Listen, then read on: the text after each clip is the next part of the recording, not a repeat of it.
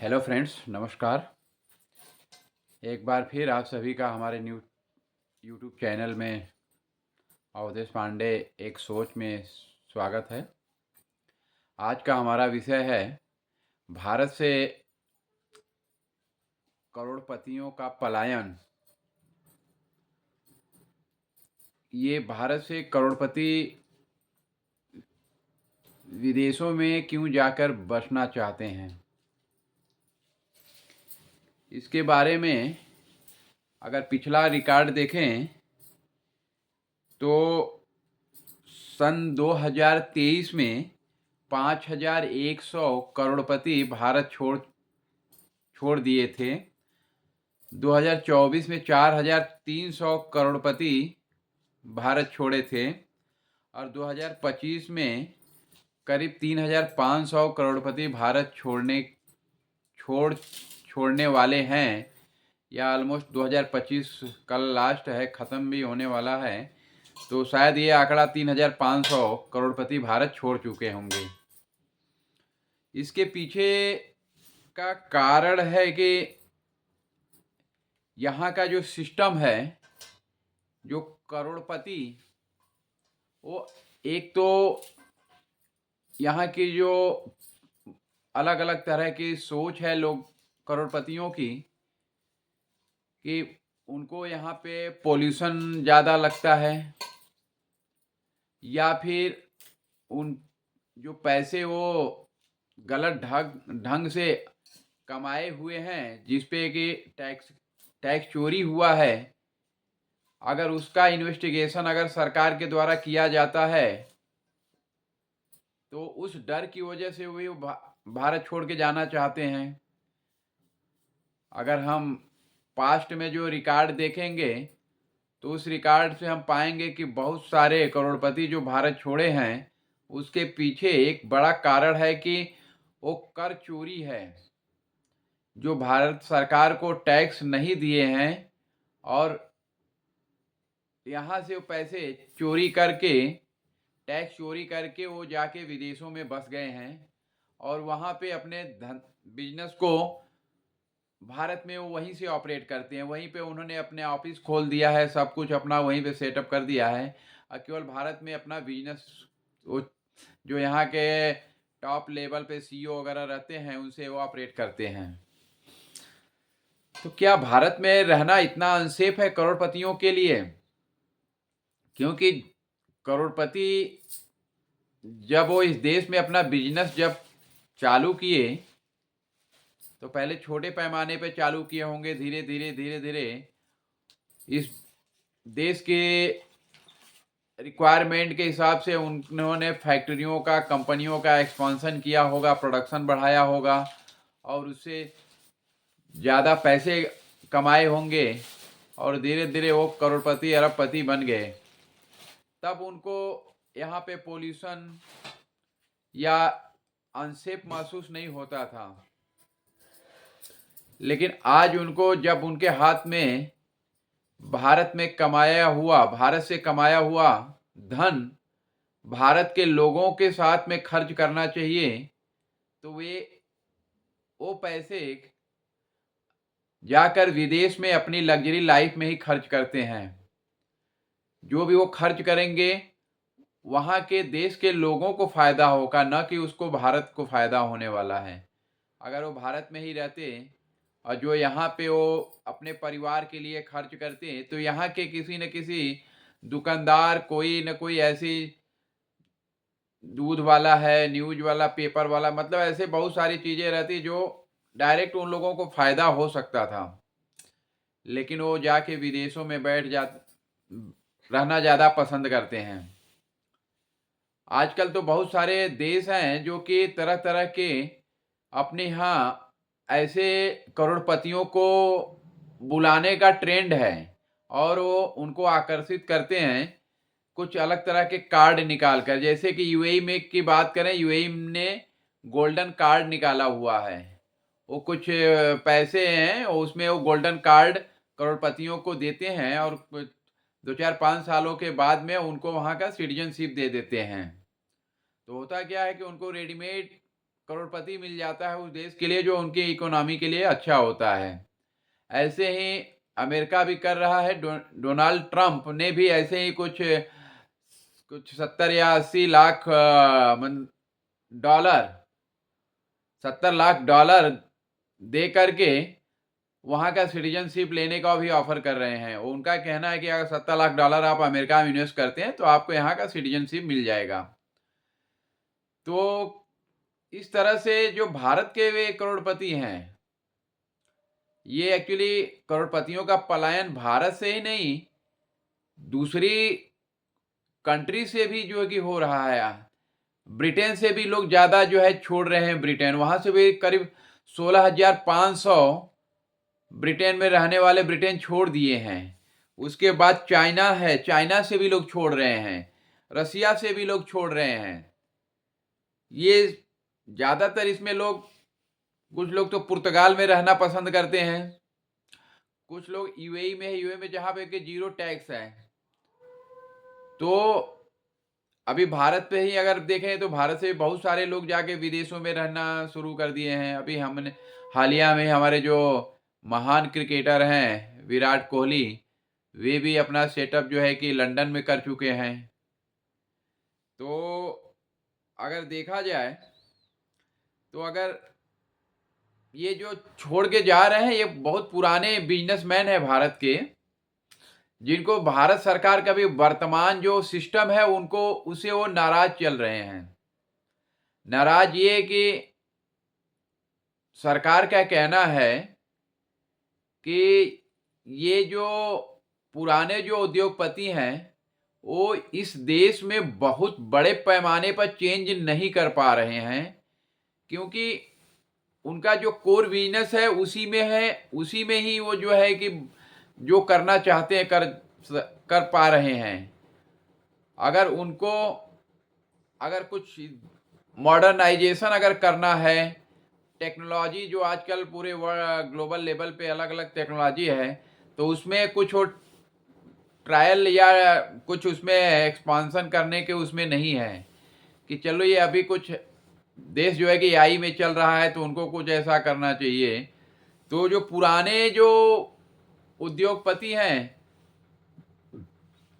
वो बहुत ज़्यादा चेंज नहीं कर पा रहे हैं, और सरकार भी उनसे मतलब बहुत कुछ उम्मीद करती है, लेकिन सरकार का भी एक ही सोचना है। इसी के लिए सरकार ने कुछ साल पहले स्टार्टअप चालू किया था।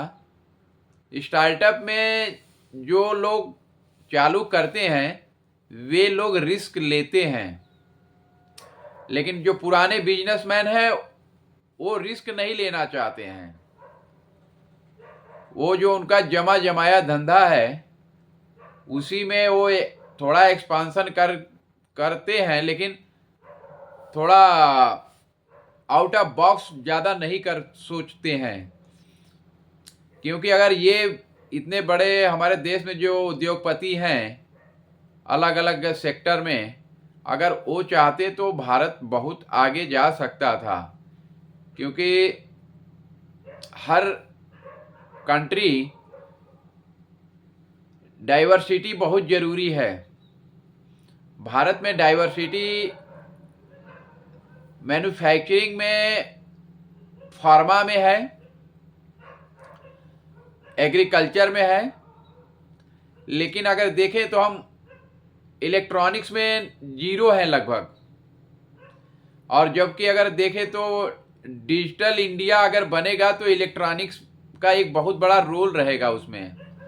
आप यहाँ पे लैपटॉप है, मोबाइल है और तमाम तरह के गैजेट्स हैं, टेलीविज़न है, एलईडी टीवी, 4K, ये तमाम तरह के इलेक्ट्रॉनिक उपकरण हैं जिसमें कि भारत की कोई ऐसी कंपनी पॉपुलर हुई नहीं, जो कि जिसका डिमांड देखें तो हर घर में रहता है। हर घर में कम से कम अगर 4 लोग हैं तो 4-5 मोबाइल तो घर के अंदर ही रहेगा। तो भारत का खुद का बनाया हुआ, खुद जो है उसका सोर्सिंग किया, कोई भी चीज़,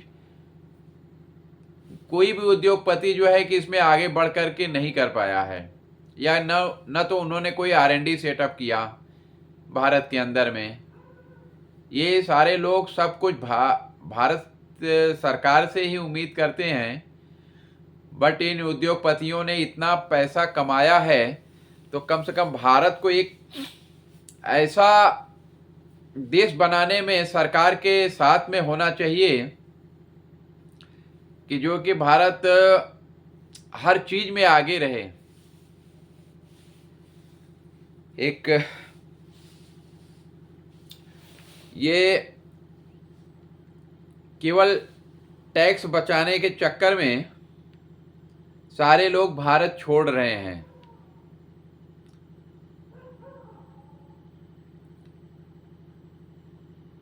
और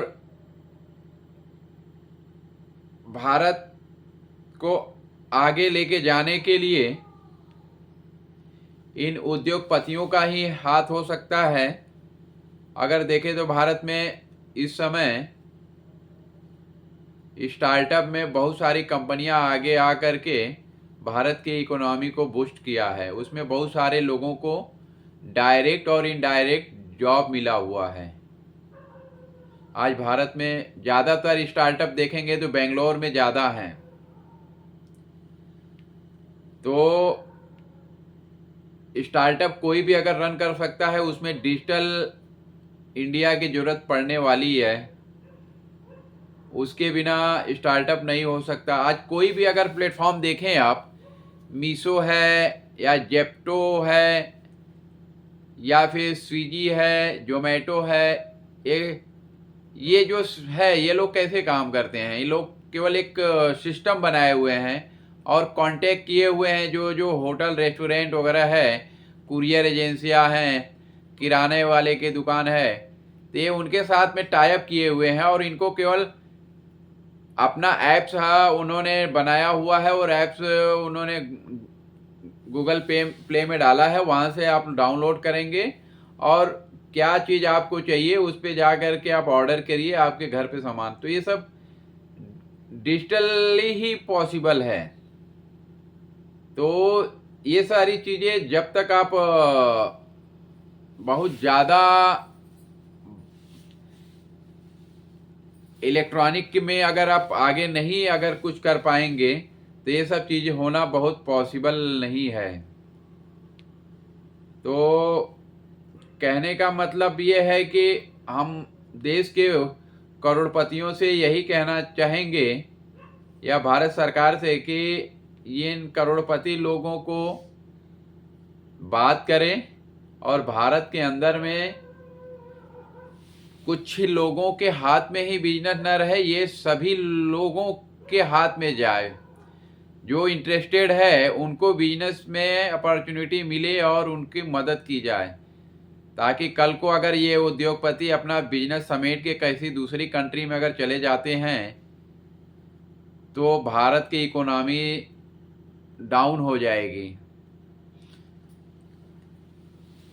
क्योंकि विजय माल्या का उदाहरण है, जिन्होंने किंगफिशर यहाँ पे बैंकों से लोन लिया 9,000 करोड़, और जब किंगफिशर डूब गई तो जो है यहाँ से निकल गया लंदन के लिए। और कंट्रियों का ऐसा हाल रहता है कि जहाँ पे वो गया है उसको पता है कि भारत में इस तरह का एक्टिविटी करके आया है, लेकिन फिर भी उसको भारत के हवाले नहीं करते हैं, क्योंकि वहाँ पे उसको सिटीजनशिप दे देते हैं। तो एक देश भी दूसरे देश को इस मामले में सपोर्ट पूरी तरह से नहीं करते हैं, क्योंकि कहीं ना कहीं उनको पैसे का लालच रहता है कि उससे उनको जो भी है टैक्स वगैरह एक बड़ा अमाउंट वो लोग देते ही हैं। अभी कुछ दिन पहले ही कोरोना काल में अनिल अग्रवाल, स्टरलाइट के जो मालिक हैं, उन्होंने ये बताया था कि भाई मेरे को शेयर मार्केट में डील स्टेट कर दो बीएससी एनएससी से। लेकिन उनकी कंपनियों में इतना बड़ा इन्वेस्टमेंट है, जो ब्रोकर्स हैं, इन्वेस्टर हैं, उन लोगों ने उनको परमिशन नहीं दिया। 95% लोगों ने अप्रूवल दिया ही नहीं डीलिस्टिंग करने के लिए। इसके लिए अनिल अग्रवाल जो स्टरलाइट वेदांता के जो मालिक हैं वो कुछ कर नहीं पाए, वरना ये तो रहते लंदन में ही है, उनका ऑफिस वगैरह सब लंदन में ही है, बिजनेस केवल इंडिया में है उनका। ज़्यादातर उनको जो इनकम है वो इंडिया से ही होता है। हालांकि वो कई सारे सेक्टर में है, गैस में है, ऑयल में है, और इस तरह के बहुत सारी चीज़ों में, कॉपर में, एल्युमिनियम में। तो था उनका करीब 32,000 से 33,000 करोड़ का बिजनेस है। हालांकि वो दान भी बहुत करते हैं अपनी संपत्ति का। आदमी तो नेक हैं, लेकिन भारत के प्रति उनका रवैया इस समय बिल्कुल डिफरेंट है। तो कहने का मतलब इस तरह के जो उद्योगपति भारत में हैं, भारत को बनाने की बात करनी चाहिए, न कि भारत से पलायन करने की। क्योंकि जो भी वो कमाए हैं वो यहीं से कमाए हैं, यहीं के लोगों से कमाए हैं, तो यहीं के लोगों के ऊपर खर्च भी करना चाहिए। इसको जाके विदेशों में आप जो है कि 80 लाख डॉलर या 70 लाख डॉलर इतना दे करके आप वहाँ पे सिटीजनशिप ले रहे हैं, नागरिकता ले रहे हैं वहाँ की। तो ये कहीं ना कहीं देश के साथ एक प्रकार का गद्दारी भी है। मानते हैं कि पैसा आपने कमाया है, बट आपने खुद तो कमाया नहीं है, यहाँ के लोगों के मेहनत से ही वो पैसा आपने कमाया है। यहाँ पे लोगों का क्या, लोगों को आपने नौकरी दिया, आपकी ज़रूरत भी थी और लोगों की भी ज़रूरत थी। तो जब आप कोई चीज़ आप लोगों से कमाई हुई चीज़ रहती है, तो आपका फर्ज बनता है कि वो चीज़ यहीं पे लोगों के लिए खर्च किया जाए, न कि आप उसे अपनी लेविश लाइफ जीने के लिए आप दूसरे देश में जाके वहाँ की नागरिकता हासिल कर लें और वहाँ पे आप लग्जरी लाइफ आपका फैमिली जिए। जो आप यहाँ पे खरीद के खाते पीते थे, आप वहाँ पे खरीदेंगे, खाएंगे, पिएंगे, डॉलर में देंगे। वहाँ के जो बिजनेसमैन हैं वो जो है कि आपसे पैसे कमाएंगे। आज आप यहाँ पे रहते, आपकी फैमिली रहती, आपके फ्रेंड्स वगैरह सब रहते, आप सब कुछ यहाँ पे जो प्रोग्राम करते, तो उसमें यहाँ के लोगों को फायदा होता। आप जानते हैं कि भारत वैसे तो है विश्व में चौथा इकोनॉमिक वाला जो है कि देश बना है। पहले नंबर पर अमेरिका, दूसरे नंबर पे चीन, तीसरे नंबर पे जर्मनी है, चौथे नंबर पे भारत है। भारत से कुछ ही पीछे जापान है, क्योंकि जापान हमसे पहले था लेकिन अभी पिछड़ गया है। लेकिन हमारी जो जीडीपी है आज की डेट में 4.2 बिलियन डॉलर का ही है, 4.2 ट्रिलियन डॉलर का ही है। अब सोचिए कि अगर हमको मान लो किसी तरह हम जर्मनी को आगे 2-4 सालों में बीट कर पाएंगे।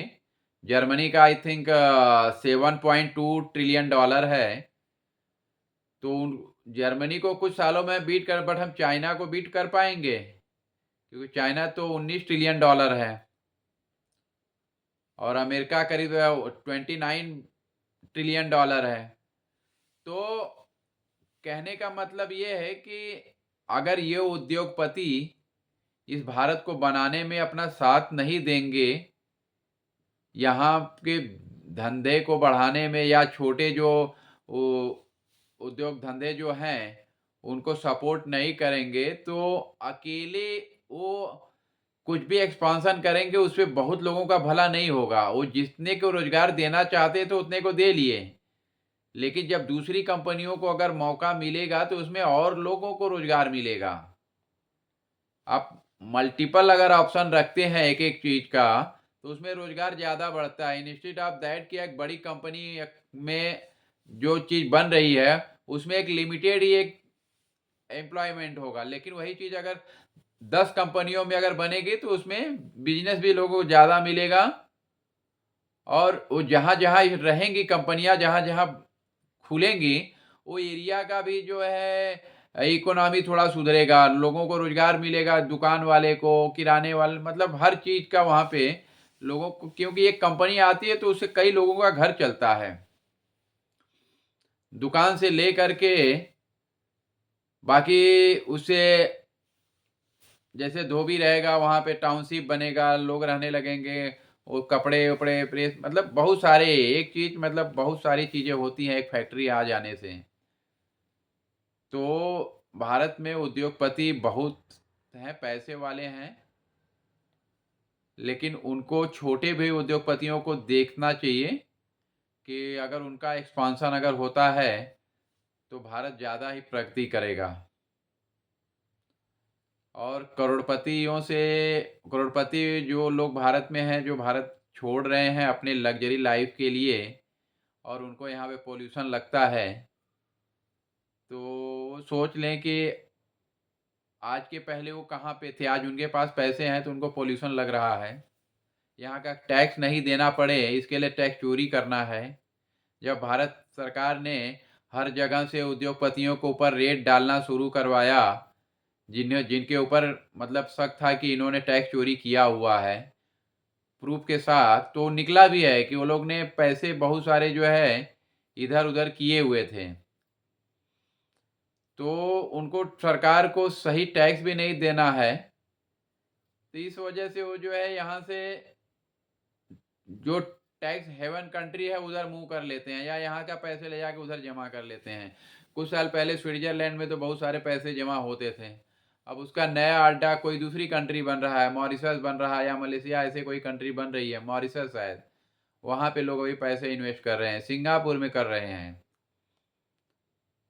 तो आप कम से कम भारत में जो कमाए हुए पैसे को आप किसी दूसरी कंट्री में जाके इन्वेस्ट मत करिए।